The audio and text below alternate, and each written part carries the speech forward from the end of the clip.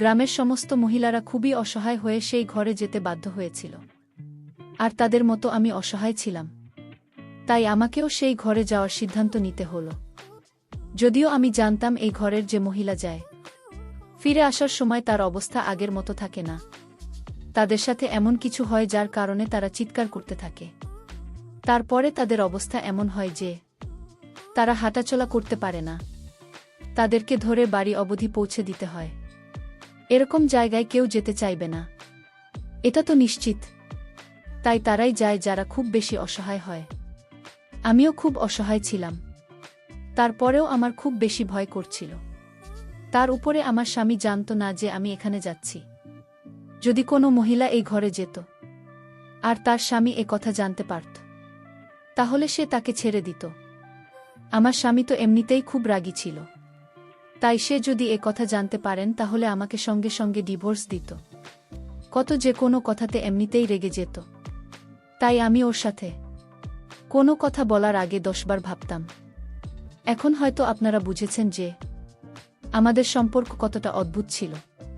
কিন্তু এই দুনিয়াতে স্বামী স্ত্রীর সম্পর্ক অদ্ভুত অদ্ভুত রকমের হয়। যেমন প্রথমেই বলেছি যে যদি কেউ খুব অসহায় হয় তাহলে সে ঘরে যেতে হয়। কিন্তু আমি কেন অসহায় ছিলাম আর কিভাবে অবস্থায় পৌঁছে গেছিলাম? আমি সেই ঘরের মধ্যে যখন প্রবেশ করলাম, তখন সামনের দৃশ্য দেখে আমার কলিজাটা কেঁপে উঠত। কেননা এই ঘরে তো আমার স্বামীর সমস্ত মহিলার সাথে যা করেছিল তা জানলে তোমাদের মাথা ঠিক থাকবে না। বন্ধুরা, তোমাদের জন্য খুব কষ্ট করে আমি ভিডিও তৈরি করি। তাই তোমাদের কাছে ছোট্ট একটা রিকোয়েস্ট, তোমরা এই ভিডিওতে একটি লাইক করে চ্যানেলটি সাবস্ক্রাইব করে পাশে থাকবে। এবার আসল ঘটনাটি শুরু করি। আমার নাম ফরিদা। আমরা যে গ্রামে থাকতাম সেই গ্রামে খুবই কম লোক থাকত। এখানে খুব বেশি মানুষ থাকত না। কিন্তু যতগুলো ফ্যামিলি ছিল তাদের বাড়িতে কোনো না কোনো সমস্যা লেগেই থাকত। সবাই বলতো যে এই গ্রামে কারো অভিশাপ আছে। সেই কারণেই লোকজন এখান থেকে চলে যাচ্ছিল। কিন্তু আমরা গরিব ছিলাম, সেই কারণে কোথাও যেতেও পারতাম না। আমি খুবই সুন্দরী ছিলাম। তাই বাবা বলতো যে আমি নিজের মেয়ের বিয়ে এমন বাড়িতে দেব যাদের অবস্থা আমাদের থেকে ভালো হবে, যাতে তুমি অন্তত ভালোভাবে থাকতে পারিস। কিন্তু যে লোকটা আমার জন্য সম্বন্ধ নিয়ে এল, সে আমাদের থেকেও বেশি গরিব ছিল। আমার বাবা তবুও তো আমাদের গ্রামের পোস্ট অফিসে চাকরি করত। কিন্তু এই ছেলে তো লোকের দিনমজুর ছিল। ছেলেটি আমার বাবাকে বলল যে আমি সৎ মানুষ এবং আপনার মেয়েকে ভালোবাসি। এ খুব খেয়াল রাখে। আমার বাবা আমার কাছেই ছেলেকে ভালোবাসে কিনা জিজ্ঞেস করলে আমি বললাম এরকম কোনো ব্যাপার নেই। তখন বাবা বলল, তাহলে এই ছেলেটা তোর জন্য পাগল হয়ে গেল কিভাবে? তুই নিশ্চয়ই এর সাথে কোনো কথা বলছিস, আরও কোনো ইঙ্গিত দিয়েছিস। আমি বললাম, তুমি আমার কথা বিশ্বাস করো, এরকম কিছুই না। কিন্তু সেই ছেলেটা খুব চালাক ছিল। সে আমাকে বাবার চোখে ছোট করে দিল। যদি কেউ কোনো মেয়ের পিছনে ওর বাড়িতে এসে বলে যে আমি আমার মেয়েকে ভালোবাসি, তাহলে মেয়ের উপরে আঙুল উঠেছে। তোর পিছনে একটা ছেলে পাগল হয়ে গেছে। তাহলে কি সে হাতেই পাগল হয়ে গেছে? তার মানে তুই নিশ্চয়ই কিছু বলছিস। এখন আমি যাই বলতাম না কেন, তারা এটাও বলতো যে আমি মিথ্যা বলছি। এই কারণে আমি খুব বাজেভাবে ফেঁসে গেছি। সেই ছেলেটি আমার বাবাকে আরও বলল যে আপনার মেয়ে আমাকে ভালোবাসে, কিন্তু ভয়ের কারণে আপনার সামনে বলতে পারছে না। আমার উপরে আমার বাবার অনেক আশা ছিল। আমাকে নিয়ে তাদের খুব অহংকার ছিল। কিন্তু আজকে এসব শুনে সে বলল, তুই যেসব করেছিস তাতে আজকে থেকে তুই আমার জন্য মরে গেছিস। এখন তোর বিয়ে যেখানেই হোক আমার কোনো পার্থক্য পড়বে না। তারপরের দিন আমার সম্বন্ধেও সেই ছেলেটির সাথে করে দেওয়া হলো। বিয়ের পর বাসর রাতে আমি ওকে জিজ্ঞেস করলাম যে ও এসব কেন করছে, কেন আমার বাবার চোখে আমাকে ছোট করে দিয়েছে। তখন সে বলল, যদি আমি এসব কিছু না করতাম তাহলে তুমি কখনোই আমার বড় হতে না। আমি তোমাকে খুব ভালোবাসি, তাই তোমাকে পাওয়ার যে উপায় আমার মাথায় আসে আমি তাই করি। আমি বললাম, তোমার এই পদ্ধতি জঘন্য ছিল, আর আমি কখনোই তোমাকে ভালোবাসব না। কখনোই তোমাকে আমার কাছে আসতে দেব না। তোমাকে নিজের স্বামী রূপে স্বীকার করব না। যদি তুমি আমাকে ছাড়তে চাও তাহলে ছেড়ে দাও। তুমি আমার সমস্ত মান সম্মান নষ্ট করে দিয়েছ। আমি তো মনে মনে পাকা সিদ্ধান্ত করে নিলাম। কিন্তু পরের দিন সে নিজের ক্ষতি করার চেষ্টা করল। তখন ওর মা বলল যে আমার ছেলে তোমার জন্য মরতে যাচ্ছে। তুমি ওর সাথে কেন এরকম করছো, এই নিয়ে এত অহংকার করো না। সেই মেয়ে খুবই ভাগ্যবতী হয়, যার স্বামী তাকে এরকম ভালোবাসে। আমিও চাইতাম না যে ও নিজের জীবন নিয়ে নিক, তাই আমি গিয়ে ওকে থামালাম। দিন এভাবেই কাটতে লাগল। আর তারপরে আমরা দুজন একে অপরকে স্বীকার করে নিলাম।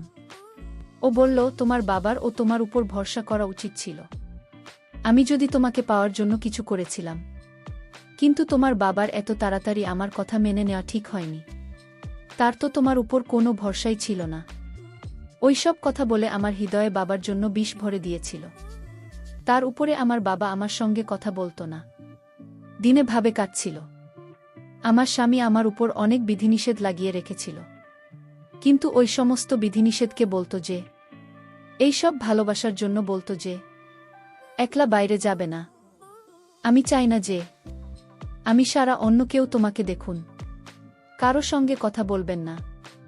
নিজের শাকিল কথা শুধু আমার সঙ্গেই বলবে। আর আমি যখন বাড়িতে আসব তখন সমস্ত কাজকর্ম ছেড়ে আমার কাছে এসে বসবে। এই সমস্ত জিনিস দেখে আমার শাশুড়ি খুব রাগ করত, কিন্তু তারা একটা কথা শুনত না। তারপর একদিন আমি ভাবলাম, কিভাবে কেউ হঠাৎ করে সে আমাকে পাগলের মতো ভালোবাসতে পারে। আমার স্বামী বলতো কোনো মহিলার কাছে স্বামীর এরকম ভালোবাসা একটা স্বপ্নের মতো, কিন্তু আমার কাছে এটা ডাক্তারের দেওয়া ওষুধ। এর মতো করা ছিল। ও শাকিল সত্যিই আমার জন্য এরকম ভালোবাসা ছিল না, নাকি এই সমস্ত কিছু নিজের উদ্দেশ্য পূরণ করার জন্য দেখাত, এটা নিয়ে আমার মনে সন্দেহ ছিল। তাই সত্যিটা জানার জন্য আমি একদিন রান্না করতে পারবে না বলে দিলাম স্বামীকে, আজকেই তোর ক্লাস নেব। আমিও সেটাই দেখতে চাইতাম। যে সকালে আমি তাকে বলেছিলাম যে আমার শরীর খারাপ, তখনও বলেছিল যদি কাজ করতে পার তাহলে করে নিও, না হলে আরাম করো। যখন সকালে উঠেছিল তখন ব্যবহার আমাদের দুজনের প্রতি একই রকম ছিল। এই কারণেই আমি দেখতে চাইতাম যে ও কি করে। ও যখন বাড়ি ফিরে এল তখন আমার শাশুড়ি আমার বিরুদ্ধে ওকে বলতে শুরু করে দিল। শাশুড়ি বলছিল, মহারানী তো বিছানায় শুয়ে আছেন, আর বলছেন তার শরীর ভালো নেই, সে কোনো ও কাজই করেনি, আমাকে সমস্ত কাজ করতে হয়েছে। তুমি কি ধরনের মেয়ে নিয়ে এসেছিস, যখন তখন বাহানা করবে, যখন ওর মন চায় তখনই কাজ করবে, যখন মন চাইবে না তখন করবে না। এসব কথা আমার স্বামী নিজের মায়ের মুখে শুনে তারপরে বলল, ওর শরীর সকালবেলা থেকেই খারাপ, আর সেটা আমাকে বলেছিল। এখন যদি একটি লোকের শরীর খারাপ থাকে তাহলে সে কাজ করবে কিভাবে? আর তুমি এই ধরনের কথা বলছো কেন? তাহলে কি তোমার হৃদয়ে আমার বোনের জন্য একটু দয়া মায়া নেই? তুমি কি তাকে ঘৃণা করো যাকে আমি ভালোবাসি? যখন এই কথা বলছেন তখন আমি খুব খুশি হয়ে গেলাম।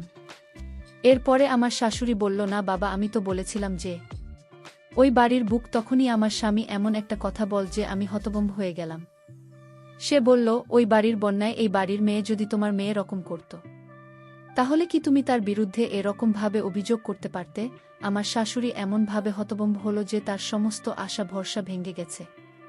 এরপরে তিনি তাড়াতাড়ি করে বললেন, ঠিক আছে, তাহলে একই ডাক্তারের কাছে নিয়ে যাও, যাতে তাড়াতাড়ি করা ঠিক হয়ে যায়। এসব কথা শুনে আমার চোখে আনন্দের জল চলে এল, কেননা এই লোকটা আমায় সত্যি ভালোবাসে।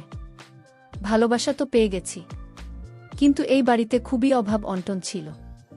সেখানে খাওয়া দাওয়ার অভাব লেগেই থাকত, কেননা আমার বর একটা ইনকাম করত।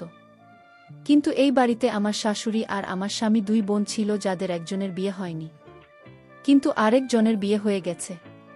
যার বিয়ে হয়েছে সে প্রায় দিনই নিজের বাচ্চাদের নিয়ে চলে আসত।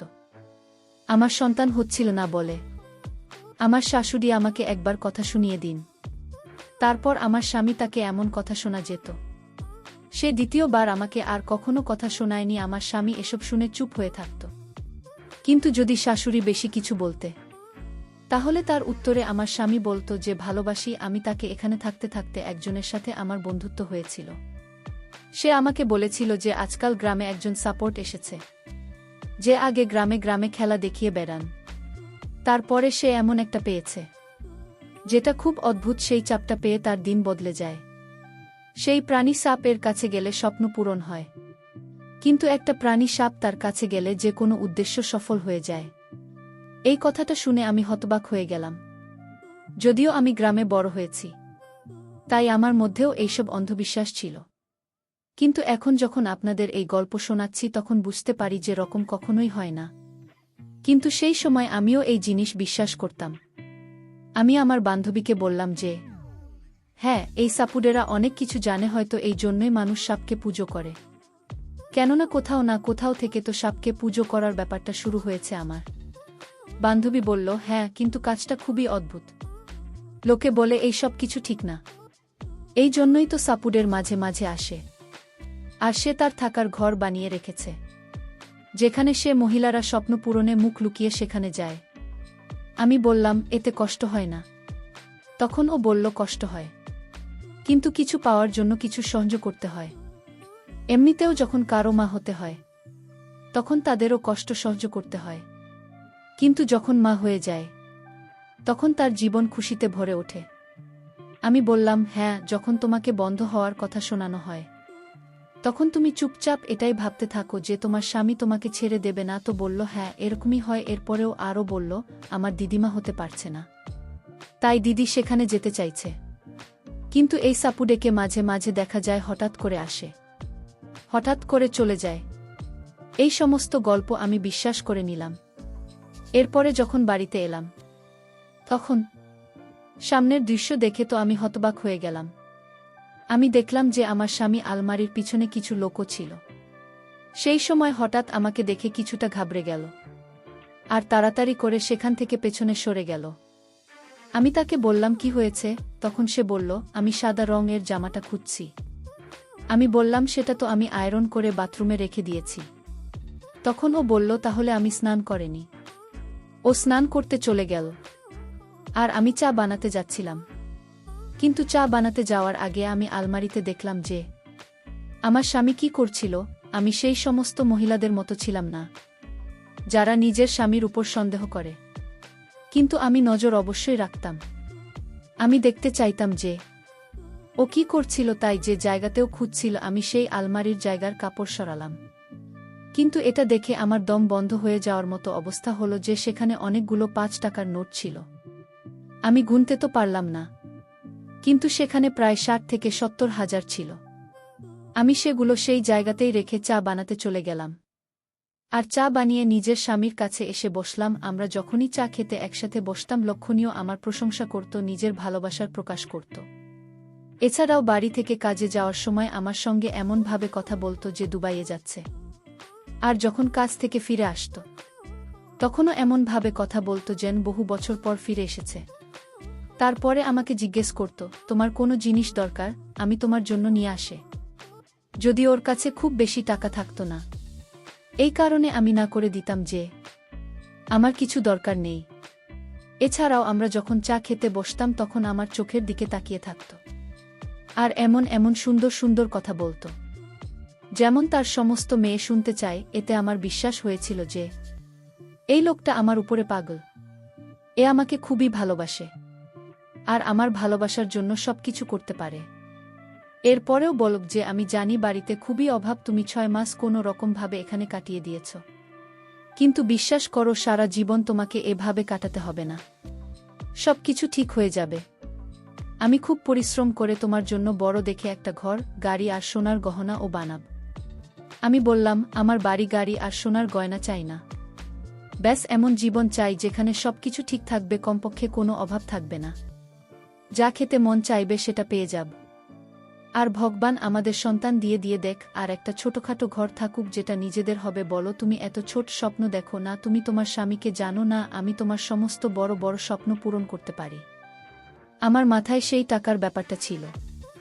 আমার মনে হয়েছিল যে ও নিজেই আমাকে এই কথাটা বলবে, কিন্তু বলেনি। ও আমার কাছে এই কথাটা লুকোনো ছিল। যদিও এখন বাড়িতে খাওয়া দাওয়ার অভাব ছিল না, ও আমার জন্য বিভিন্ন জিনিস নিয়ে আসতে লাগল। কখনো এটা নিয়ে আসতেও তো কখনো ওটা। ও আমাকে নতুন কাপড় আর জুতো এনে দিয়েছে। আমাদের দিন খুব ভালো কাজ ছিল। এসব কারণে আমি এটাও অজ্ঞান হয়ে গিয়েছিলাম এবং আমার কপালে অনেক আঘাত লেগেছিল এবং আমি ১ সপ্তাহ কিন্তু হাসপাতালে ভর্তি ছিলাম। ১ সপ্তাহ পরে আমি যখন আমার মায়ের সঙ্গে শ্বশুরবাড়িতে ফিরে আসে তখন আমার মনে হলো আকাশটা যেন আমার মাথায় ভেঙে পড়ল। কারণ আমার স্বামীও আমার আপু তারা দুজনে কিন্তু বসে গল্প করছিল। তাদের মুখে অনেক হাসির ছাপ দেখতে পেলাম। আমার কাছে মনে হয়েছিল তারা দুজন মনে হয় অনেক আপন। মনে হয়েছিল যেন 1000 বছর ধরে তাদের পরিচয়। আসলে আমি যখন হাসপাতালে ভর্তি ছিলাম তখন পুরো বাড়িটা আমার আপু কিন্তু সামনে ছিল। তারপর আমি যখন হাসপাতাল থেকে শ্বশুরবাড়িতে ফিরে আসি তখন আমাকে দেখামাত্রই আমার স্বামী অনেক বেশি আশ্চর্য হয়ে যায়। সে তখন আমাকে বলে, তুমি এখানে কি করছো? আমি তখন স্বামীকে অবাক হয়ে বললাম, আমি এখানে কি করছি মানে আমি আমার নিজের বাড়িতে ফিরে এসেছি। তুমি কি আমাকে দেখে খুশি হননি? আমি 7 দিন পরে আজ শ্বশুরবাড়িতে ফিরে এসেছি। তোমার তো আমাকে দেখে খুব খুশি হওয়া উচিত ছিল। ওই সময় কিন্তু আমার শ্বশুরমশাই ও বাড়িতেই ছিলেন। উনি তো আমাকে দেখামাত্রই অনেক বেশি খুশি হয়ে বললেন, বোমা আজ তুমি 7 দিন পরে বাড়ি ফিরে এসেছ। আজ আমি খুব খুশি, কারণ আমার ঘরের লোক নিয়ে আমার ঘরে আবার ফিরে এসেছে। কিন্তু আমি যখন ঘরের ভিতরে প্রবেশ করি ঠিক তখন আমার স্বামী আমাকে যা বলেছিল সেটা শুনে তো আমার মাথায় যেন আকাশ ভেঙে পড়েছিল।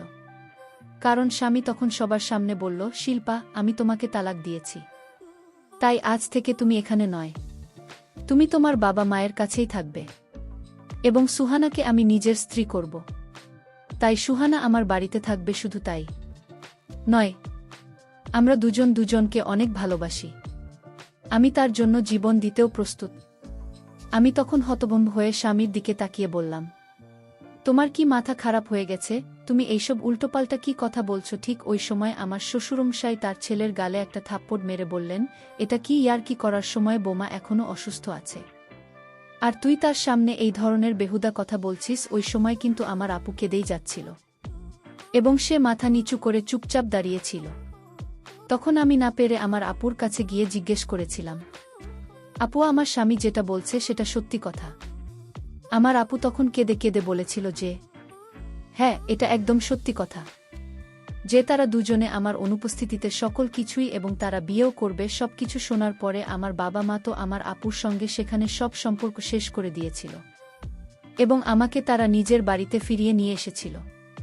সবকিছু নিজের চোখে দেখার পরে তো আমি তো জানুত লাশের মতো হয়ে গিয়েছিলাম। পরের দিন আমার স্বামী যখন সমাজের 10 জন লোকের সামনে আমার আপুকে কবুল করার প্রস্তুতি নিয়ে, এবং এ সময় কিন্তু কাজী সাহেব ও তাদের বিয়ে কবুল করানোর জন্য প্রস্তুত ছিল, ঠিক তখনই আমি পুলিশকে নিয়ে সেখানে হাজির হয়েছিলাম। আসলে তার আগের দিন রাতে আমার আপু আমাদের বাড়িতে এসেছিল, যদিও আমার বাবা মা তাকে ঘরের ভিতরে ঢুকতে দিতে রাজি হয়নি।